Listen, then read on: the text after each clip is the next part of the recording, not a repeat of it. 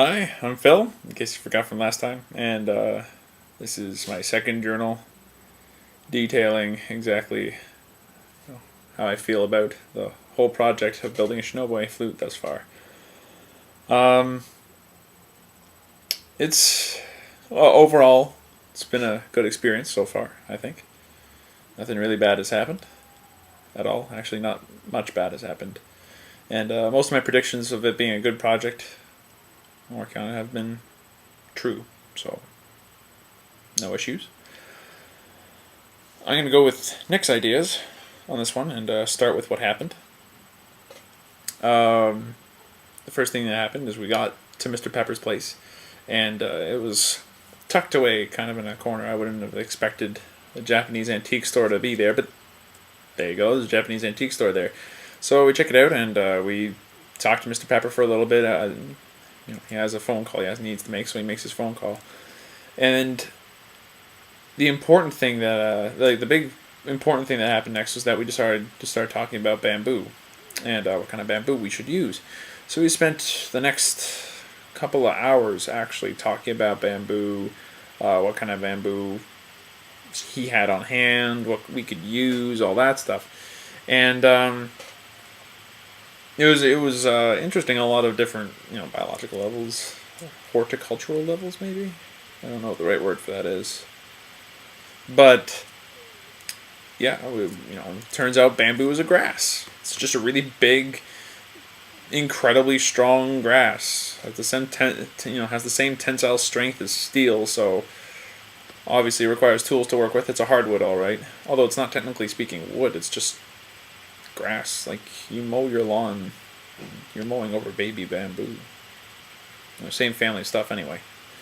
In any case, we looked around at a lot of the bamboo he had, and most of it actually was not usable. Like you'd think that, in a bamboo garden there'd be lots of usable stalks, for flutes or whatever, but it was surprising to see just how little of the bamboo is actually good for flute making. It needs to be aged for a certain amount of time, so that way it creates a nice, concentrated sound. Apparently if it's too young, it sounds floozy, I guess. Don't take that the wrong way. Either way, so there needs to be that. It can't be too high up on the stock, otherwise there's going to be grooves that you don't want in the flute, and it needs to be thick enough. The bamboo needs to be thick enough, and because otherwise you can't get a big enough hole in order to make sound and everything. So we spent a decent amount of time looking at all the bamboo he had, and eventually we found some stuff that actually worked. So eventually we took the bamboo that we thought could work, brought it downstairs into his workshop, and there he taught us how to cut the bamboo and all that stuff. So the first thing that we did was listen to him talk about how to cut bamboo and such, and then once we've got all those techniques down that Nick and all of his cinematographic skill managed to capture perfectly in his last video, in one of his other videos. We managed to measure out the bamboo by comparing it to another shinobi. Now, normally you don't have another shinobi like just laying on hand, right? So you'd have to actually measure it. And the shinobi can range anywhere from like 30 centimeters to like 45 centimeters or something like that. They can be long, they can be short. It's like tin whistles because each one of those shinobis is tuned to a certain key. In our research, actually, we found out that it's a lot like tin whistles in that sense. If you want to play a piece of music within a certain key, you have to use that shinobi. There's no transferring. There's no actual, like, you play on a C shinobi and play in G style. It's not done. So it's actually important for the length to determine what key your flute's in.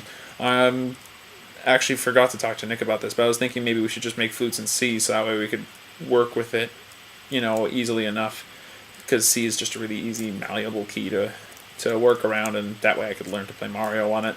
I thought that'd be funny.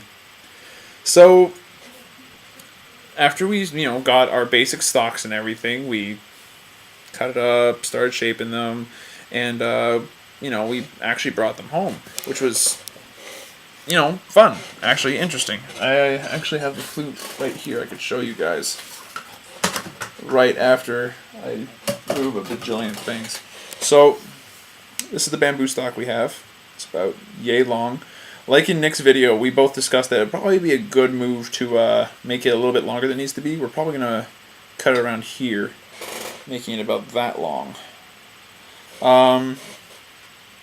It's a really hard piece of bamboo. Like this stuff could really hurt if you whack somebody with it. In any case, we sounded down the nodes a little bit. Like, they're still there, as you can see. They look a little bit bony. But I'm wondering how important that is to the actual construction of the instrument. Like, I'm thinking that if I wanted to make this instrument, I'd try to make it as natural looking to bamboo as possible. I think that I like that kind of aesthetic. But I'm obviously going to have to lacquer it and paint it and stuff, so that way the bamboo doesn't splinter or break or anything. In any case, so we did this for another couple of, like, we worked on this for about an hour, and then after that we had to go, so we left Mr. Pepper's place, and that was the end of that.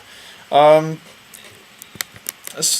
it was good. Like, it was a good experience. We learned a lot in terms of how to work with the bamboo, in terms of how to be careful, how to select it, how to, you know, a couple of the customs involved with actually, you know, how they did it, with the reeds. I forget exactly what he called them off the top of my head, but those reeds that they could use to polish the insides of things and all that stuff. It's obviously going to need more research, because offhanded remarks aren't going to be quite enough. And he knows his stuff. But it's a good place to start. It's like Wikipedia, I think. So I'm going to need to do more research on that. As far as what was bad, what was bad was that it was hard to try to actually get this thing to saw without it fraying at the end. Like, I've got a couple of chips right at the tip, like there. You can see it's a little off color. And that kind of stumped my efforts a bit. Like, I didn't know how to stop that from happening. So, yeah, that's really all that happened that was really bad, though. Just a couple of building complications, just, you know, some basic stuff like that. And, you know, obviously that little end of the bit's probably going to get cut off to about here to help with tuning. What I'm looking forward to is actually working on the flutes, like holes, and getting this thing to actually make a sound. Like, once I can make a sound on this, I'll be ecstatic. Like, that's what I'm excited for. But our biggest step next is to actually prepare for the presentation in front of the class. So the next time I write a journal will probably either be off of a whimsical thought, or after I've done enough preparation for the presentation to put up my thoughts and everything before presentation up on here. And that's it. Have a good day, everybody.